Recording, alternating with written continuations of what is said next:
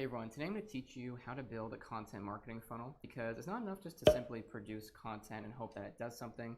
Now this is a mistake that I see my clients do all the time and even some of my students. So in this video, I'm going to show you how to properly do top of the funnel, middle of the funnel, and bottom of the funnel content, but also glue them all together so it starts driving you more leads and revenue. So according to Salesforce, 68% of companies don't measure their sales funnels, and 73% of marketing leads never turn into sales. So you kind of see the parallel here. People aren't measuring their marketing funnels and sales funnels, and then the leads that come from those funnels aren't really converting, or they don't even know if they're converting.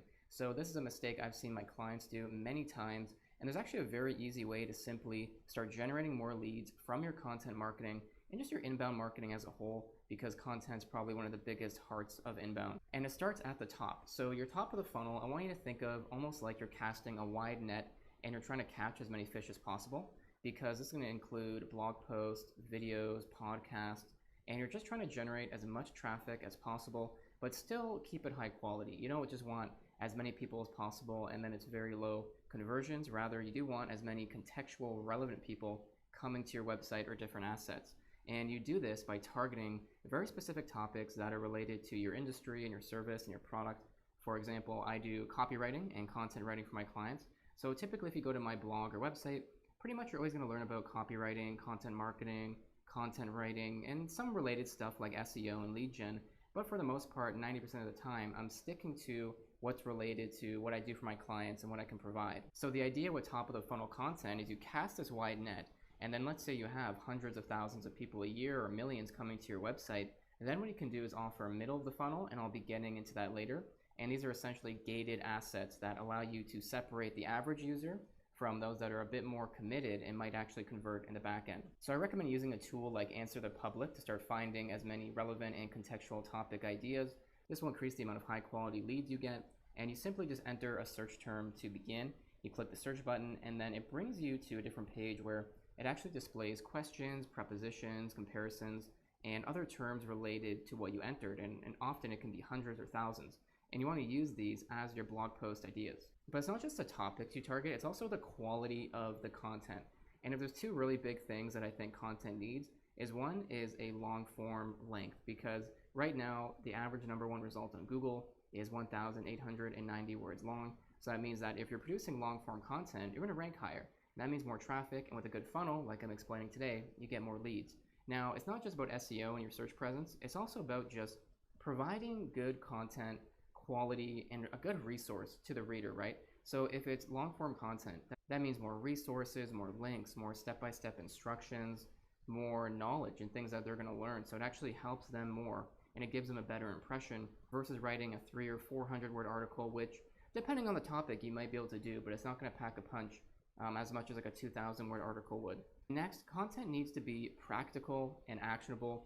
I think this is another thing that a lot of people get wrong. I see my clients do this wrong before they start working with me, and that is content needs to be practical. So a lot of content just says, hey, you need to do this, you need to do that, but it doesn't show you how to do it. And that's a really easy way to start making more authoritative, effective content, is by simply giving them more resources, showing them how to use a tool, giving them screenshots and step-by-step instructions. So making it as practical as possible. Don't just say do X strategy or Y thing or whatever it might be. Actually show them how to do it. And yeah, it does take more steps and resources and processes to do that, but that's what's going to separate the average content on the internet that doesn't really move the needle and the good content that does. So that brings me to middle of the funnel. So now you've casted that wide net, you're just attracting as many users as possible. So now it's time to filter it down a little bit, and that's right in the middle. So at the middle of the funnel, we are going to offer gated assets, meaning that the user has to do something like enter their information to receive it. So good ideas would be courses, templates,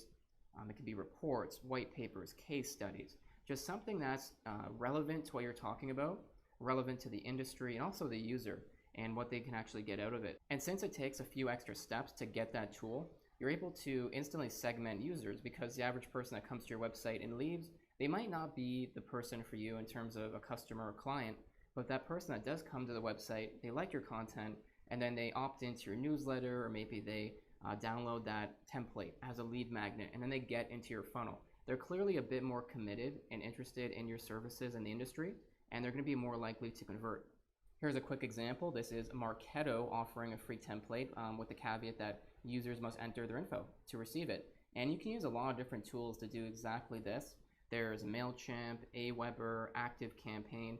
Pretty much any modern CRM or email marketing tool is going to allow you to create forms, upload PDFs and files, and then gate those. So you can use free tools, paid tools, but just make sure you have some kind of email marketing tool in your stack to do this. And ideally, the lead magnet would be promoted right in the content. You can do a pop-up, it can be embedded in the content, it can be a welcome mat. Just make sure that people are coming to the website and they're seeing it. You might even dedicate certain pages in your navigation to resources, templates, case studies, and so on. Then we're at the bottom of the funnel, so we've attracted a ton of users, we've filtered them down and found people that are a bit more serious.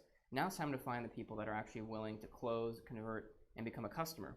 And you do this with bottom of the funnel content and offers. Let's cover a few of them. So number one would be a free demo or trial, because who doesn't love free stuff?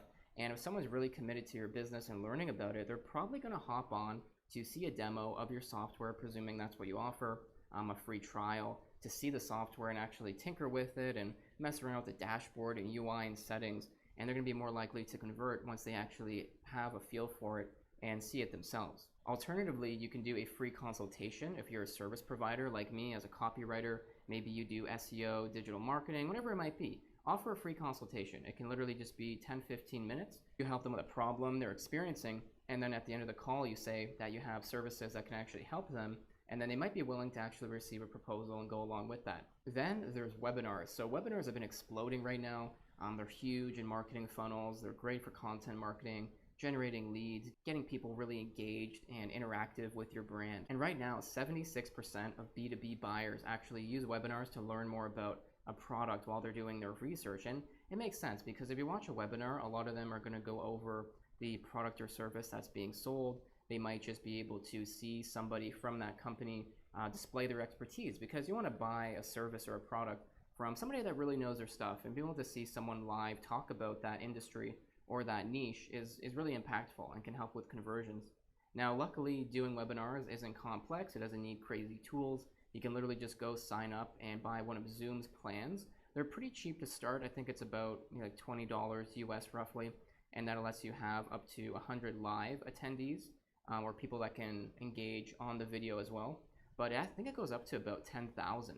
So you can actually have huge webinar shows. And if you want, they can also be pre-recorded. Some people do that. Or you can actually just record it and then upload it to your website, YouTube, or wherever you want after you actually do it live. Then there's training courses. So I mentioned courses earlier for middle of the funnel, and simple little mini courses can be good. But if you have more fleshed out courses, these are amazing for bottom of the funnel, because what you can do is actually educate them on something that's related to your product that will help their business. So for example, let's say you are an AI marketing company. You could offer training showing people how to adopt AI and use it to get more ROI, to save time, manage their employees, whatever it might be. But just keep it hyper contextual to your service and solving a problem for the customer. And in case you didn't know, e-learning, the whole online learning industry is exploding right now, especially with COVID. So it's actually expected to go up to a 240 billion market size by 2023. So not only is offering courses as a lead magnet amazing and will continue to compound and generate more impact and ROI, but you can also consider selling them as an additional product on the side. That brings me to the last bottom of the funnel asset I want you to consider, and that's success stories. Now, I think HubSpot does this amazing. If you go to their website and you go to the case studies section, what they do there is they actually detail the problem that a certain company had, all the symptoms of that problem, and how they came to HubSpot and the software solved it. And they use a lot of different numbers like increasing conversion rates and revenue and traffic and all these things, and they just make it super tangible and also relatable. If you're a business and you've struggled with marketing automation and lead gen and things like that, and you read one of those case studies, you can just emotionally relate to it, and you can actually see what HubSpot's produce, and you're going to be more likely to probably check out their software, do the free version, try out a demo or something. And that's exactly what you can do for your clients. You can actually take existing customers that did really well, and with their approval, of course, you can actually detail their experience working with you and the results they generated on your website. So to recap, what we need to do is generate as much traffic as possible with top of the funnel assets. So think blog posts, videos, podcasts. These are pretty simple pieces of content that have the widest reach possible. And then what we need to do is start filtering and segmenting the average user from prospects that actually have some kind of buying temperature. And we do that with gated assets like ebooks, reports, and templates. Once again, use some kind of email marketing software like HubSpot, MailChimp, whatever you want to use to actually embed the forms and those lead magnets in your content and website. And then we're on to bottom of the funnel, which is where I want you to offer some kind of free consultation, maybe a free demo, a free trial. It might be more success stories, it might be webinars, something that's just a little cherry on top that helps people convert. And once again, you're going from having the average user to people that are a bit more serious to those who are very serious. And then on that demo, that consultation, whatever it might be, you can actually close them with your services or your product.